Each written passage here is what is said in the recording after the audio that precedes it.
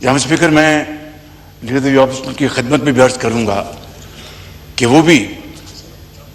اپنی ذاتی پسند ناپسند سے بالا تر ہو کر اس معاملے میں ہمارے قابل احترام اپوزیشن کے بینچز،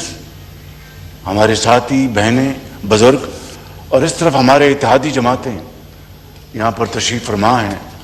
ان سب کی خدمت میں یہ عرض کروں گا کہ آئیں، آج اللہ نے جو اس خدائے بزرگ و برتر نے جو پاکستان کو جو عزت عطا فرمائی ہے، آئیں مل کر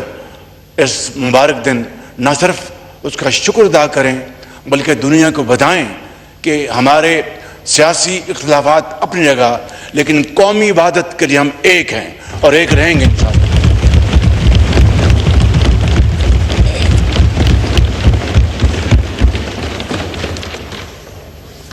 اور شاید یہ شعر دہائیوں پہلے جو کہا گیا وہ آج کے دن جتنا وہ ریلیونٹ ہے شاید کبھی نہ ہو کہ ہزاروں سال نرگس اپنی بے نوری پہ روتی رہی، ہزاروں سال نرگس اپنی بے نوری پہ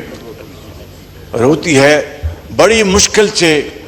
پیدا ہوتا ہے چمن سے دیدہ ور پیدا، بڑی مشکل سے چمن میں، مہربانی اصلاح کی مہربانی جی، بڑی مہربانی آپ کی، بڑی مشکل سے ہوتا ہے چمن میں دیدہ ور پیدا۔ جناب اسپیکر، میں سمجھتا ہوں کہ آج یہ شعر جتنا ریلیونٹ تھا کبھی نہیں تھا۔ جناب اسپیکر، اس حوالے سے اگر میں پھر even at the cost of reputation ان شخصیات کا نام نہ لوں جنہوں نے اس عظیم مقصد کے لیے شبانہ روز محنت کی ہے، تو I will not be fair to myself, to yourself, to this honorable house and to the people of Pakistan۔ اور یہ بات میں کوئی سنی سنائی نہیں کر رہا، جناب اسپیکر، حقیقت یہ ہے and this is an undeniable truth whether we like it or not کہ اس میں سب سے زیادہ کلیدی رول فیلڈ مارشل شہید عاصم منیر کا ہے۔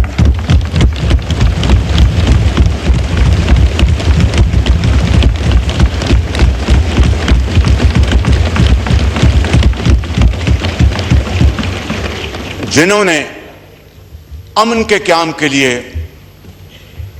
یہ 2.5-3 مہینے نیند کو آنکھوں میں بسائے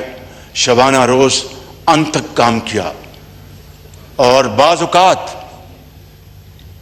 میں آپ کی خدمت میں عرض کرنا چاہتا ہوں کہ وہاں پر میں خود موجود تھا اور ٹیلی فون کالز آ جا رہی تھیں اور یوں محسوس ہوتا تھا کہ ابھی معاملہ ختم ہوا، کہ ابھی ختم ہوا، لیکن اس خدائے بزرگ و برتر کو یہ منظور تھا جناب اسپیکر کہ پاکستان کے عوام کو، پاکستان کی عزت اور وقار کو اللہ تعالیٰ نے دنیا میں عزت دینے کا فیصلہ کر لیا، اور وہ تمام پہاڑ نما مسائل اور مشکلات اللہ تعالیٰ نے حل کر دیں، جس کی بنیاد جناب اسپیکر انت تک محنت، خلوص اور کریڈٹ لینے کا کوئی شوق نہیں، قوم کو کریڈٹ دینے کا ایک ولولہ تھا اور جوش اور جذبہ تھا۔ اس کے ساتھ ساتھ جناب اسپیکر، میں ڈپٹی پرائم منسٹر کو بھی شکریہ ادا کرنا چاہتا ہوں اور مبارکباد دینا چاہتا ہوں کہ انہوں نے بھی اس کار خیر میں اپنا بھرپور حصہ ڈالا،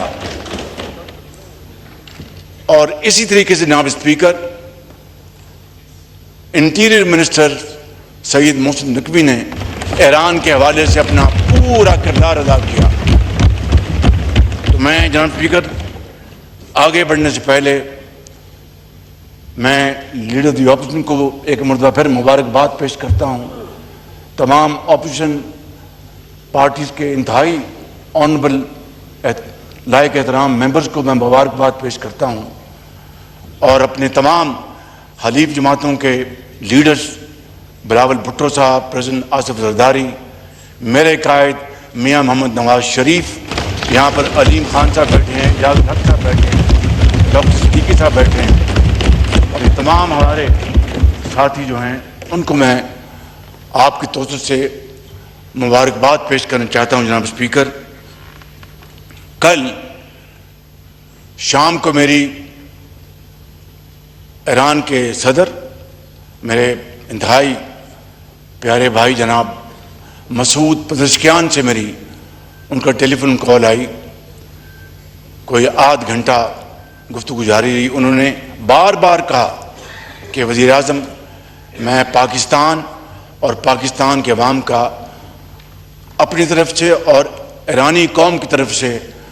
دل کی گہرائیوں سے شکریہ ادا کرنا چاہتا ہوں کہ اس مشکل وقت میں پاکستان نے ان کا بھرپور ساتھ دیا اور ان کے ساتھ چٹان کی طرح پاکستان کھڑا رہا. میں سمجھ گیا کہ آپ ڈپٹی پرائم منسٹر کے دوبارہ آپ تالی بجانا چاہتے تھے. مہربانی, آپ بہت شکریہ. جناب اسپیکر, میں نے ان کو پاکستان جلد سے جلد آنے کی دعوت دی. میں نے کہا کہ آپ پاکستان تشریف لائیں, پوری قوم آپ کا والہانہ استقبال کرنے کے لیے تیار ہے اور دنیا کو بتانے کے لیے تیار ہے کہ ایران اور پاکستان صرف ہمسایہ ملک نہیں, برادر ملک ہیں, برادر ملک, اور ہم دونوں کے دل ہمارے اکٹھے دھڑکتے ہیں. جہاں سے انہوں نے مجھے کہا کہ میں پہلی فرصت میں پاکستان آؤں گا اور میں پاکستان آ کر پاکستان کے عوام کا شکریہ ادا کروں گا. اس کے ساتھ ساتھ جناب اسپیکر, انہوں نے ہمیں دعوت دی کہ ان کے عظیم لیڈر جو اللہ تعالیٰ کو پیارے ہو گئے, سپریم لیڈر آیت اللہ خامنائی, 3 اور 4 جولائی کو ان کا جنازہ ہے, وہاں پر رسومات ہیں. تو انہوں نے پاکستان مجھے دعوت دی. میں نے ان سے کہا کہ یہ ہمارا فرض ہے کہ پاکستان کا وفد انشاءاللہ وہاں پر موجود ہوگا تاکہ ہم دنیا کو بتائیں کہ ہمارے دلوں میں ان کا کتنا احترام ہے, اور پاکستان اور ایران دو ایسے بھائی ہیں جو کہ انشاءاللہ آئندہ آنے والے وقتوں میں انتہائی قربت کے ساتھ ایک دوسرے کے ساتھ تعاون کریں گے, اور انشاءاللہ اس جنگ بندی کے نتیجے میں اس خطے میں معاشی خوشحالی کے انشاءاللہ دریا بہیں گے. جناب اسپیکر, میں یہاں پر یہ بھی عرض کرنا چاہتا ہوں کہ جنگ بندی کے بعد اب تیل کی قیمتیں تیزی سے نیچے آ رہی ہیں. یقیناً اس میں مزید کمی آئے گی. شکوک و شبہات شروع میں ہوتے ہیں, لیکن آپ نے دیکھا کہ پچھلے 48 گھنٹوں میں تیل کی قیمتیں ان میں خاطر خواہ کمی آئی ہے. آج سے 3 مہینے پہلے جب جنگ چھڑی تو تیل کی قیمتوں کو آگ لگ گئی اور ایک طوفان تھا مہنگائی کا.